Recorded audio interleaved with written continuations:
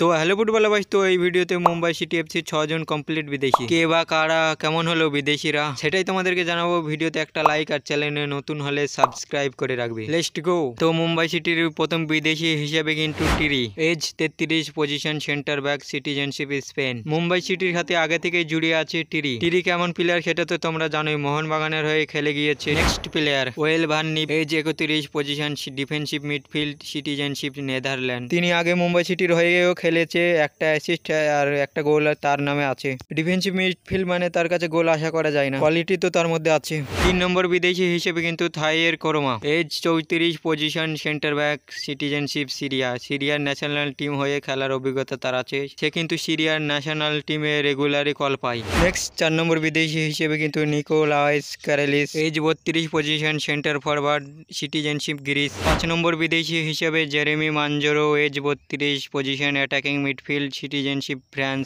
Last 6 number বিদেশি হিসেবে কিন্তু Jon Toral, age 29, position attacking midfield, citizenship Spain. Mumbai সিটির মোস্ট ভ্যালুয়েবল প্লেয়ার এটা, তো তার দিকে তো নজর থাকবেই। বাকিটা তার স্ট্যাচের দিকে নজর দিলে 2023-24 সিজনে কিন্তু 25টা ম্যাচ খেলে 2টো গোল আর 5টা অ্যাসিস্ট করেছে। আর 2022-23 সিজনে কিন্তু 24টা ম্যাচ খেলে 8টা গোল আর 2টো অ্যাসিস্ট করেছে। ফর্ম কিন্তু ডাউন হয়েছে তার, বাকিটা কোয়ালিটি তো তার মধ্যে আছেই। দেখা যাক আইএসএল এসে কেমন খেলে এই প্লেয়ারটা। তো এই ছিল মুম্বাই সিটি এফসির 6 জন বিদেশি। তোমাদেরকে একটা প্রশ্ন করছি, মুম্বাই সিটি এফসি এইবারে আইএসএল এ কত নম্বরে শেষ করবে? কমেন্ট করে জানাও।